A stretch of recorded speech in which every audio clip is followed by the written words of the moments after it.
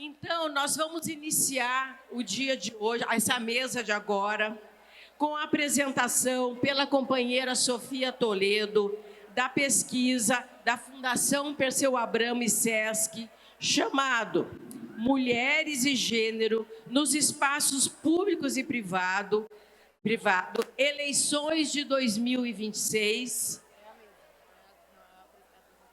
Vai ser feita a apresentação também em PowerPoint? Antes. A pesquisa é antes, 20 minutos.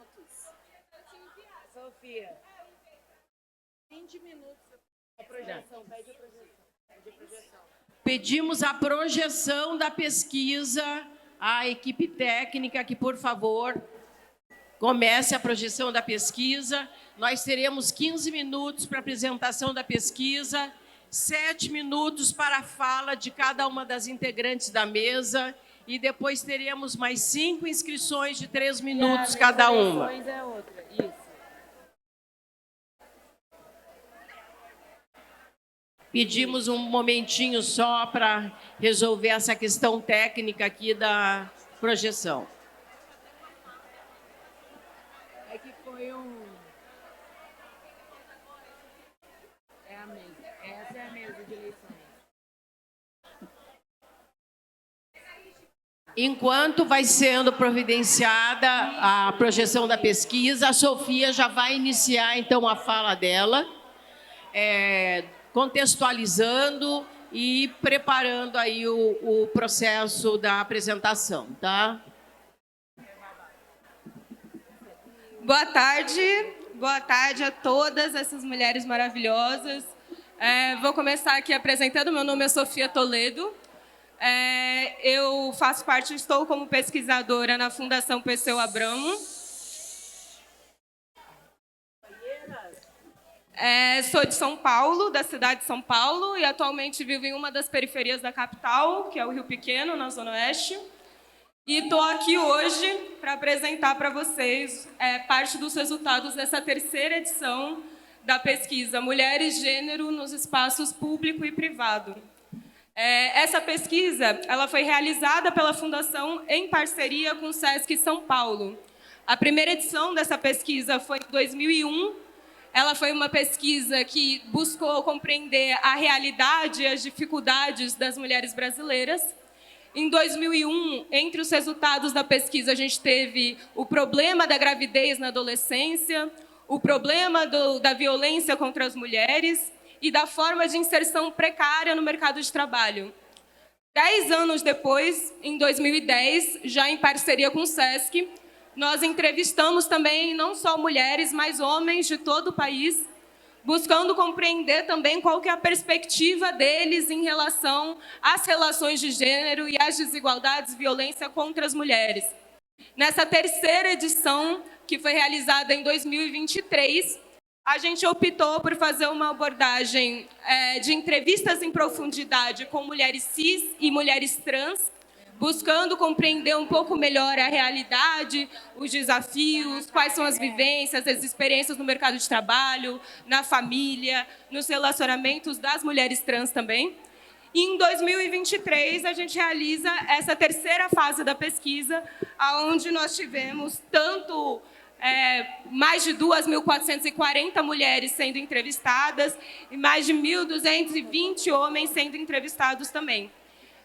Dado o pouco tempo que eu tenho aqui para apresentar para vocês os resultados,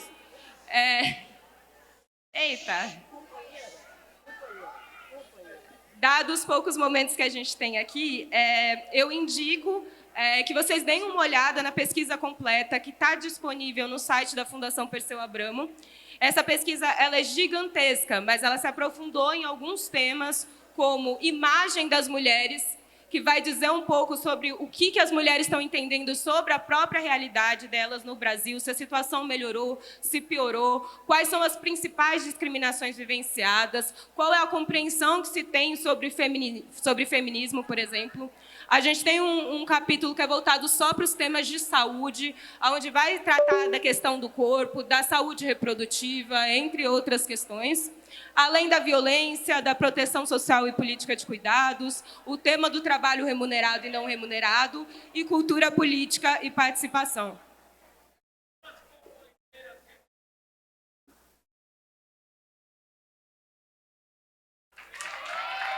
Agradeço. Bom, eu separei aqui para vocês, ainda que tenham mais de 6 temas nessa pesquisa, eu vou procurar construir e apresentar aqui para vocês alguns em relação ao trabalho, qual que é a questão das mulheres no mercado de trabalho, a pauta dos cuidados e a questão da violência e da participação política. Então, se vocês quiserem saber sobre os outros temas, a pesquisa está disponível no site da Fundação Perseu Abramo. Só para dar um panorama, porque de 2010 a 2023, o perfil das mulheres brasileiras mudou, e mudou de maneira significativa. Então, em termos, por exemplo, de autodeclaração racial, em 2010, nós tínhamos 46% das mulheres se declarando brancas, 46% se declarando negras. Negras sendo a soma de pardas e pretas. Em 2023, as mulheres negras foram de 46% para 62% em termos de autodeclaração. E isso é o resultado de muitos... Oi? Já. Mas pode passar aqui, que eu já... Pode passar? Pode ser. Se você tiver um...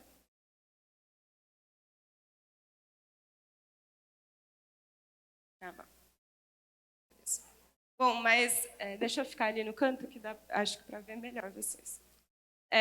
Então, para além dessa questão da autodeclaração, que daí a gente pode ver também como um reflexo, tanto da atuação do movimento negro, quanto da atuação do movimento de mulheres negras também, que é o aumento da autodeclaração enquanto negras.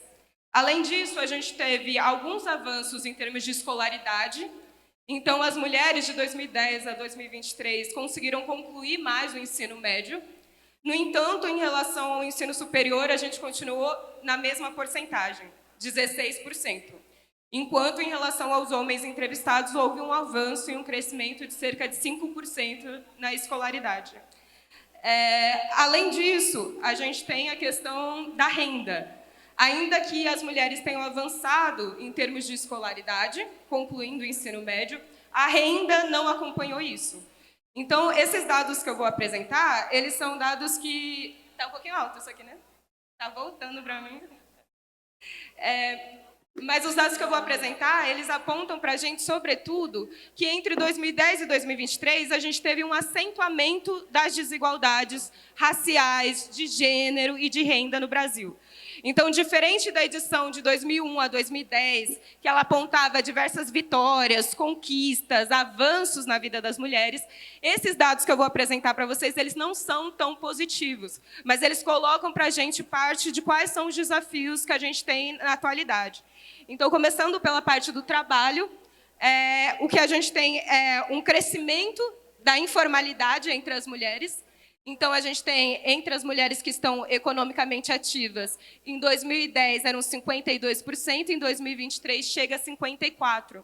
No entanto, o que a gente tem é uma queda do desemprego de 7% para 3% e um aumento da inserção das mulheres no mercado de trabalho informal. E daí, quando a gente está falando de informalidade, a gente está falando do quê, né? A gente está falando que mais ou menos 32% dessas mulheres que estão no mercado informal, elas estão em trabalhos por conta própria.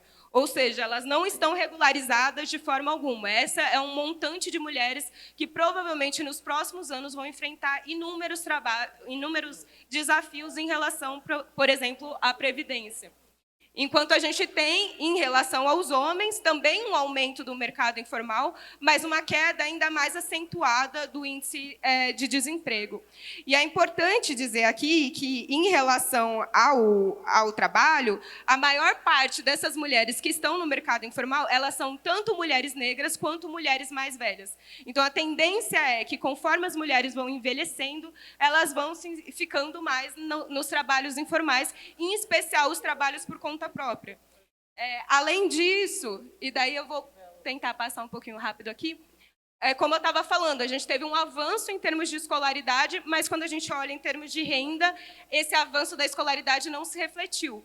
Então, o que a gente tem é o empobrecimento das mulheres de 2010 para 2023. Se a gente olhar aqui as mulheres que ganham mais de 1 a 2 salários mínimos, em 2001 era 41%, em 2010, 46%, e a gente chega em 2023 com 55% das mulheres ganhando até 2 salários mínimos.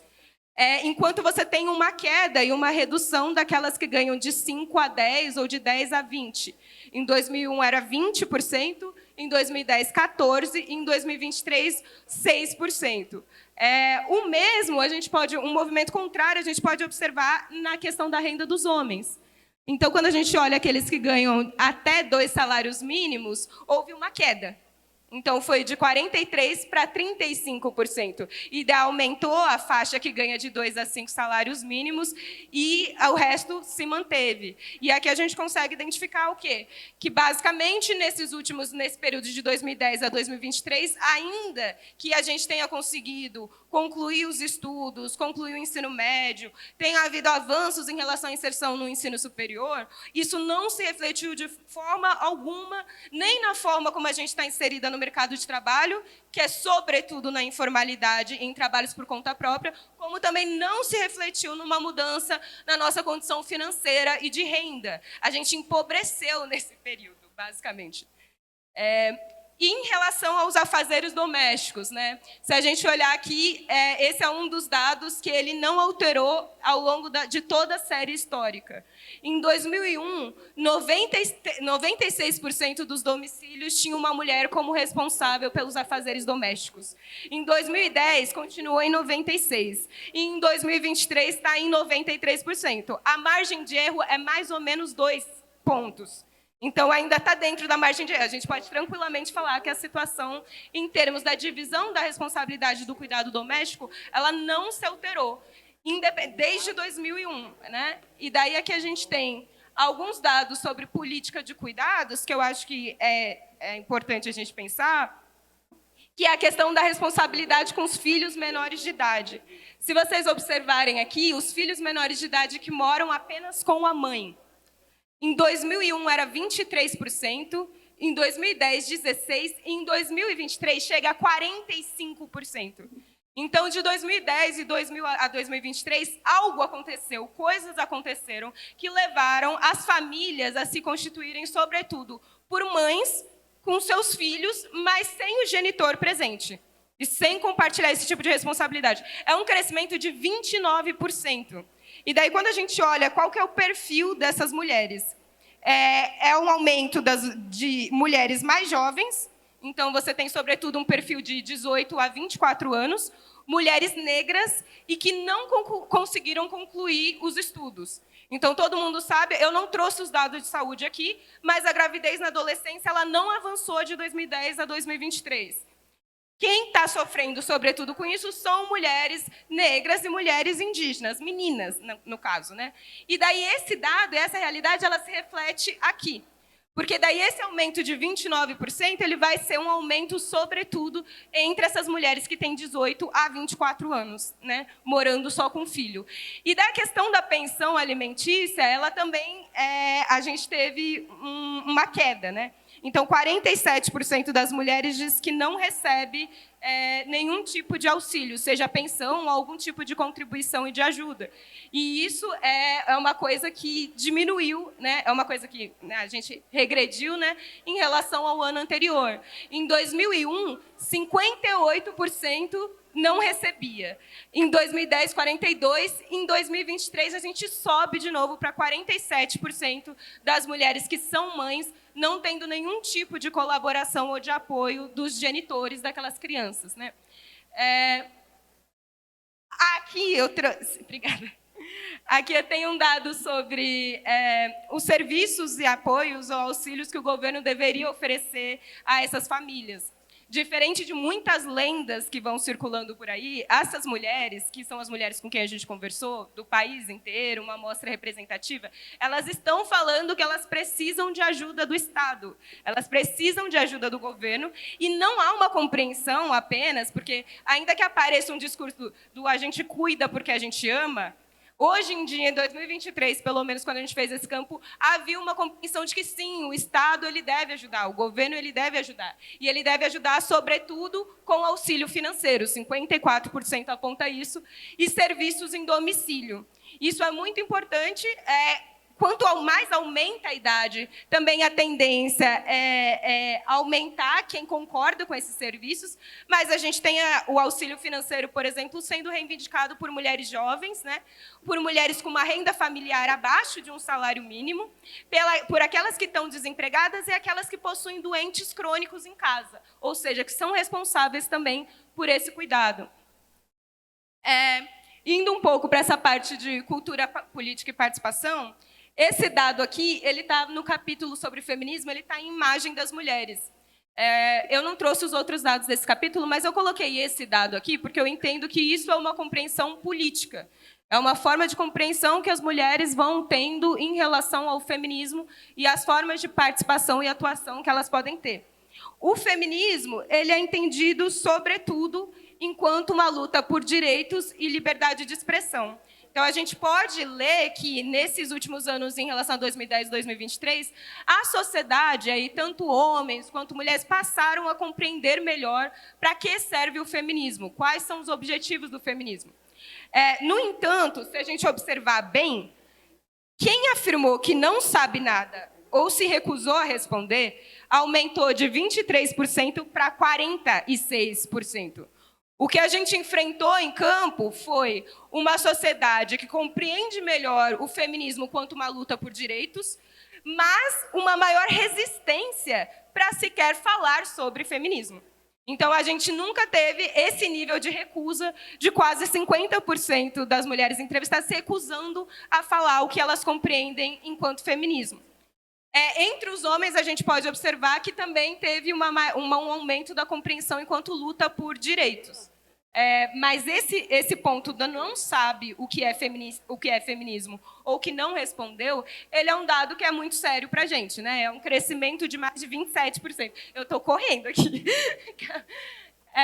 Entre aquelas, a autodeclaração enquanto feminista é algo que a gente também vê que teve uma queda, né? Então, se considera feminista, sim, em 2001 era 22%, em 2010 34% das mulheres, e em 2023 volta a cair novamente, chegando a 28%. E daí é isso, entre aquelas que não sabem ou não sabem se classificar, você tem 21%. Então, diminuem aquelas mulheres que não sabem se elas são feministas ou não, e aumentam as mulheres que dizem que elas não são feministas. Isso coloca parte dos desafios que a gente tem, uma vez que o perfil... Gente, eu já vou acabar, só espera um pouquinho. Mas uma vez que a gente vê que o perfil daquelas que se declararam feministas é um perfil de mulheres mais jovens, sobretudo 18 a 24 anos, é um perfil de mulheres brancas, aí mais de 50%, são mulheres que tendem a ter uma renda mais alta, inclusive chegando a mais de 5 salários mínimos, e mulheres que estão em processo de escolarização, então ou estão na universidade, ou estão ainda no ensino médio, mas é esse perfil, o perfil que se declarou feminista. Isso mostra o quanto essa agenda ainda tem que avançar para conseguir alcançar e contemplar a realidade de outras mulheres. Você pode ir concluindo, Sofia? Posso o quê? Concluindo? Concluir, posso. Aqui a gente tem um dado que ele vai mostrar um pouco como que as mulheres têm compreendido que a democracia ela segue sendo a melhor forma de governo, ao mesmo que a gente tem uma queda da percepção das mulheres de que a ditadura é uma forma de governo válida às vezes, né? aqui é o quanto as características e valores influenciam o voto. Então, por mais que isso não se reflita, sei lá, no Congresso, as mulheres estão dizendo que elas acham importante votar em mulheres, que elas acham importante votar em pessoas negras e que elas acham importante votar em pessoas indígenas. Reparem que a quarta qualidade e a quarta característica e a quarta característica é ser evangélica. Então, lidem com isso aí. O quanto características e valores influenciam para não votar em um candidato. E daí aqui a gente tem não acreditar em Deus e ser ateu. Ainda que tenha caído de 66 para 52, ainda é mais da metade das mulheres falando que ser ateu é um fator ou uma qualidade que leva a o não querer votar, ou seja, a rejeição. Há uma consciência também de que as mulheres elas sofrem discriminação na política, então ali 64%, e que essa discriminação ela se dá sobretudo por estereótipos de gênero, como as mulheres não terem competência para fazer a gestão, ou não terem inteligência suficiente, etc. e tal. Em termos de participação política, aqui a gente tem que a maior parte não tem atuado muito nem em coletivos, nem participado muito de comícios, e às vezes acabam usando as redes sociais por alguma causa. Né? E daí aqui as justificativas que vão aparecendo para essa não participação, ela vai sobretudo no sentido da ausência de tempo, não ter horas o suficiente para conseguir dar conta dessas coisas. Não é por falta de interesse, né? É importante dizer. E por fim, um tema que eu sei que eu estava deixando para o final, mas as coisas correram muito tempo. Mas é um dos temas mais importantes que a gente tem, que é a violência contra as mulheres. Quando a gente vai perguntar para as mulheres se elas já sofreram violência, a gente tem duas formas de perguntar. Que uma é perguntar e deixar responder espontaneamente se já sofreu alguma situação de violência. Nesse caso aqui, 23% disseram que sim. E no outro caso, o que a gente faz? A gente apresenta o que são situações de violência sexual, o que são situações de violência moral, psicológica, física, patrimonial. E daí isso aumenta para 50%. Se vocês separarem bem, a violência psicológica, que ela era citada espontaneamente por 2% das mulheres, vira 43% quando a gente explica o que é violência psicológica. A violência moral, que ela era citada por 1% das mulheres, ela aumenta para 37% quando a gente explica o que é. Então, isso aqui mostra para a gente o quê? Que a gente tem que avançar em termos de nomeação e de reconhecimento dessas violências. Porque daí é aquilo, né? Se for espontaneamente, o que é visto como violência? É a violência física e a violência sexual. Né? E daí todas elas crescem quando a gente apresenta o que são essas situações, exemplos. E daí a denúncia. A maioria não denunciou, então 71% não realizou denúncia oficial. É importante dizer, não é só a denúncia oficial que não foi feita. A maior parte das mulheres apontam que elas não contaram para ninguém. Elas não pediram ajuda. Significa não é nem que não foi até a delegacia. É que não chegou nem na irmã, nem na amiga, nem na companheira.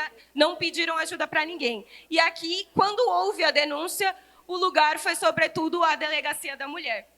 Aqui a gente tem um outro problema, que é muitas vezes, quando essas mulheres tentam denunciar, elas são desmotivadas a continuar com a denúncia. Essa desmotivação ela vai partir, sobretudo, de pessoas da família, mas a gente tem 4% das mulheres que a gente entrevistou que estão falando que foram orientadas a não continuar a denúncia na delegacia da mulher. Então, isso aqui é um problemão para todas nós, né? E eu queria só fechar falando, porque eu corri muito para ter... E já extrapolei. Fecha para nós agora em um minutinho aí, porque já atrasamos muito. Sim. Mas...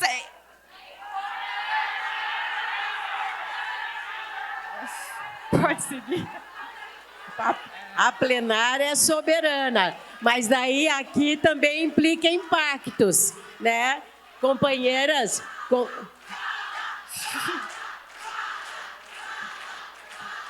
Mas, vou fechar rapidinho, eu vou correr aqui, tá? Então, assim, agora é só as considerações.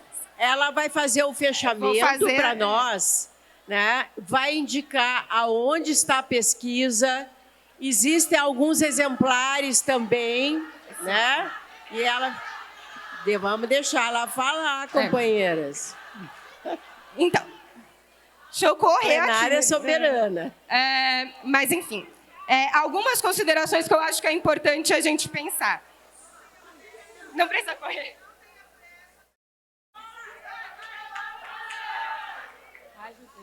Mas eu acho que algumas coisas são importantes a gente pensar. Quando a gente está falando da pauta de cuidados, é importante a gente considerar também as profissões que envolvem cuidados, o quanto essa política ela tem que ser central, o fator racial, porque é isso que dá a estrutura de como se dá o mercado de trabalho nessa sociedade. Agora, é muito importante a gente pensar também os outros espaços nos próprios territórios que possibilitem que as mulheres também sejam cuidadas e possam estar criando nos seus próprios territórios algum tipo de compartilhamento de cuidado que possibilite, por exemplo, a participação política. Porque não está participando, mas não é por falta de interesse, é por falta de tempo. Agora, em relação a esse ponto, que é o ponto da violência, que é um dos principais que a gente tem, não dá para a gente seguir achando que a gente vai conseguir conter feminicídio ou violência contra as mulheres aumentando pena. Isso é uma das maiores falácias que a gente caiu. Isso não resolve. O feminicídio é uma pena de 40 anos. É uma das maiores penas que a gente tem. Entende? A lei da Maria da Penha, ela é completa, ela é maravilhosa e ela não trata só da parte penal. Ela trata de educação, ela trata de saúde, ela trata de assistência social. Então, não é possível a gente cair numa falácia de que a gente vai conseguir conter a morte de nós, mulheres, e das nossas companheiras, exigindo que se criem mais leis ou se aumente o tempo de pena. Porque isso não tem funcionado para nós. A própria Lei Maria da Penha, por mais maravilhosa que ela seja, ela não alcançou a realidade das mulheres negras periféricas. Ela não chegou nos nossos territórios. É muito difícil a gente falar com uma população que, aqui nessa pesquisa, 62% tem se declarado enquanto mulheres negras. Como que a gente vai chegar para as mulheres que moram, sobretudo, em territórios periféricos? Eu estou pensando periferia para além só da periferia urbana, mas periferia à margem do sistema de poder, do centro de poder, do centro de decisão. E daí não tem como a gente chegar para essas mulheres e falar assim, então a solução é construir mais uma delegacia nesse seu território aqui. A construção é aumentar o tempo de pena para essa pessoa da tua família, ou esse teu companheiro, ou esse teu familiar, que você tem laços afetivos também e que muitas vezes nem quer continuar a denúncia. Como que a gente chega para territórios que são violentados pelas forças de segurança do Estado e coloca como uma proposta do não, companheira, vá até a delegacia denunciar, para você sofrer outra violência lá? Ou confie na atuação das forças militares no seu território que chegam lá e fazem operações que são basicamente chacinas e massacres. Então, a gente tem que pensar para além só de soluções que elas vão no sentido de prender ou de aumentar pena, porque isso não tem funcionado. E essa pesquisa aqui, quando a gente pergunta, por exemplo, para as mulheres e para os homens, vocês acham que os trabalhos, por exemplo, domésticos, eles deveriam ser compartilhados? Todo mundo fala que sim. Quando você chega e fala assim, você acha que as crianças, as meninas devem ajudar mais nos trabalhos domésticos do que os meninos? Mais de 50% das mulheres dizem que sim, mais de 50% dos homens dizem que sim.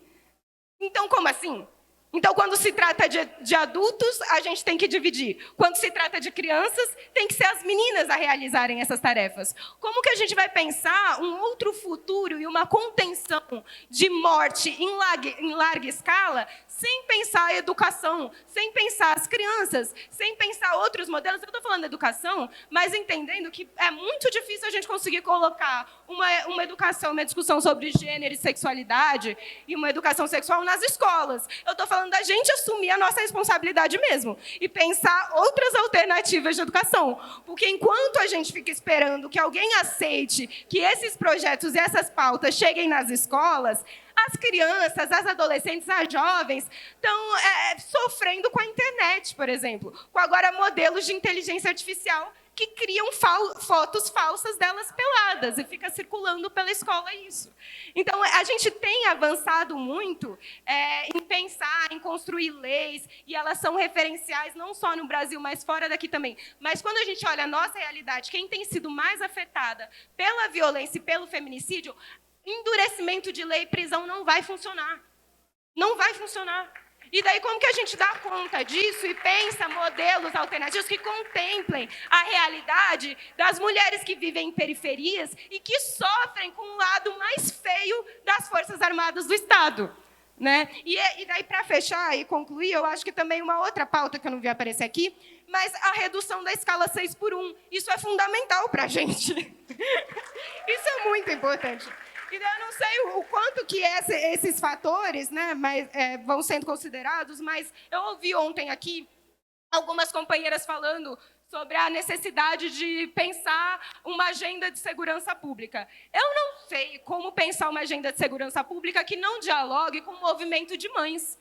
As mães que perderam seus filhos para a violência de Estado e que estão há décadas tentando colocar projetos de alternativa de segurança pública, não só nos seus estados, mas no país também, e apontando todas as contradições que vão ocorrendo em meio a isso. Então, talvez observar qual tem sido a agenda dessas mulheres ajude a gente a pensar como pensar a segurança pública num viés que não vai ser só construir presídio, aumentar a pena e as mulheres continuarem morrendo. E depois serem culpabilizadas porque, você não foi lá denunciar, você deveria ter ido denunciar, você deveria ter ido à delegacia para sofrer um outro processo de violência. E eu acho que, para fechar mesmo, seria importante a gente pensar, sair um pouco dessa linha de pensar a violência enquanto um ciclo e pensar como um contínuo, porque a gente não alterou muito essa realidade. Então, não é um ciclo que passa da mãe, da avó, para a mãe, para a tia, para a filha. Não, é uma continuidade que a gente tem vivido há décadas, há séculos nesse território. Então, só para fechar, eu sei que os dados eles não foram muito bons, a renda diminuiu, a escolaridade aumentou, o trabalho precarizou, aumentou a quantidade de mães solo, a vida sexual das crianças começou mais cedo e elas estão usando menos preservativo e tendo menos informação. A gente teve aumento de todos os tipos de violência, a gente tem uma sobrecarga da gestão do cuidado que impossibilita a participação política das mulheres, mas eu realmente acho que cabe a nós pensar essas alternativas. E no campo da segurança pública, que é algo que eu tenho me dedicado nos últimos anos da vida, eu realmente acho que a gente tem que pensar outras alternativas para além da prisão. E é isso, eu agradeço e desculpa ter passado... Muito obrigada, companheira Sofia. Fez o maior sucesso e, de fato, trouxe elementos fundamentais para a gente pensar a realidade brasileira, o quanto avançamos, o quanto retrocedemos nos últimos anos com o avanço do conservadorismo e o quanto nós temos de desafio enquanto mulheres petistas, mulheres socialistas, mulheres do maior partido da América Latina, né? Ou seja, nós temos uma tarefa fundamental, né, de trabalhar com esses dados, que deve ter um link lá na Fundação Perseu Abramo, tem um QR Code aqui, tem link, eu não sei se tem para todo mundo, mas se tiver isso aqui no QR Code, para que a gente estude, trabalhe em cima de evidências, de dados, de informação. Isso é ciência em favor das mulheres, né? Então, muito obrigada, Sofia. E vamos seguir o baile aqui, né? Então, nós teremos agora 3 falas de 7 minutos que as companheiras vão cumprir, se comprometeram comigo aqui.